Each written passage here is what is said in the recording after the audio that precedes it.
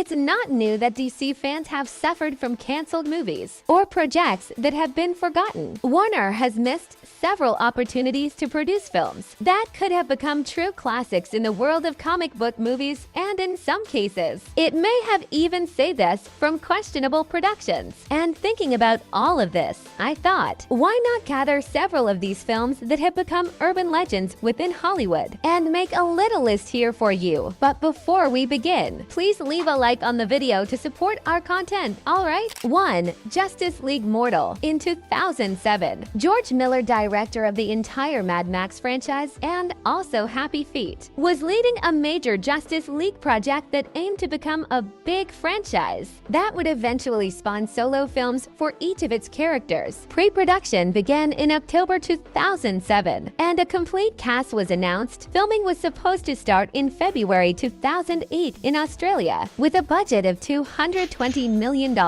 which is still a huge budget even by today's standards, let alone back then. The production would have had a highly stylized look, in the vein of 300 and Sin City. The film's story was actually very interesting, and I believe it would have done well if it had been released. I'll leave a link in the description with the complete story for those who are curious. But if everything was going so well, why was the film never made? The first problem arose in November 2007 with the Hollywood writers' strike, and the strike didn't end until February 2008. During this time, the writers couldn't make any changes to the film's script. Additionally, the Australian government thought the film was too American and denied the tax incentives for filming. As a result, George Miller had to move the entire production office to Canada, which was quite a crazy situation. As a result of all these complications, filming had to be postponed to mid-2008 with the expectation of a 2009 release.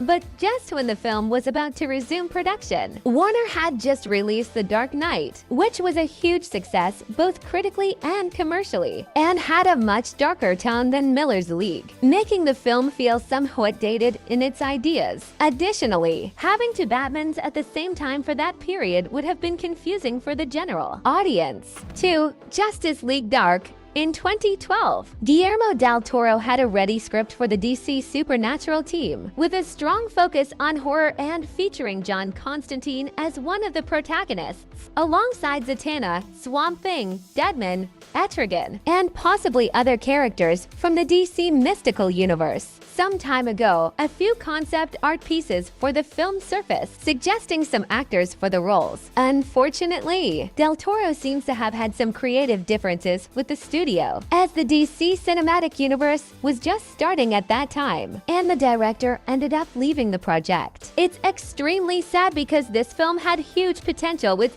such a talented director like Del Toro. 3. Batman Beyond. In 2000, director Boaz Yakin was developing a Batman Beyond film, and even met with the creators of the animated series, Alan Burnett and Paul Dini, to work on an adaptation that would have had a similar setting to Blade Runner and starred none other than Clint Eastwood as the old Bruce Wayne. That's quite mind-blowing. Paul Dini prepared a script based on Return of the Joker, but it didn't sit well with Warner Brothers executives, who didn't agree with the darker and more violent tone and demanded a more light-hearted story. This led the director and the writers to abandon the project. It truly hurt the fans' hearts. 4. Green Arrow. Escape from Supermax. Another project from the early 2000s, where Justin Marks and David Goyer worked on an initial version of the script for a Green Arrow film. For those who don't know, David Goyer wrote the scripts for the entire Nolan Batman trilogy, Blade, Man of Steel, and a bunch of other films, series, and animations. This film had a wonderful and somewhat ahead of its time idea. In the story, Oliver would only be Green Arrow at the beginning of the film, as he would be unjustly convicted of a crime he didn't commit and sent to a maximum security prison that gives the film its name, Supermax. In this prison, there would be several B-list DC villains, many of whom were imprisoned by Green Arrow himself. Oliver would then have to figure out a way to escape, forming unexpected alliances with some villains, including the Riddler and Tattooed Man. Not to mention, there would be some special appearances, such as Lex Luthor, Amanda Waller, and even a Joker's cell. It would also have some twists, as the prison scenario would be orchestrated by a corrupt CEO of a rival company to Queen Industries, and the hired assassin pretending to be Oliver would arrange a way to get himself arrested to kill our beloved Green Arrow. Pretty interesting, right? Well, many years have passed, and now we're already in the mid-2000s,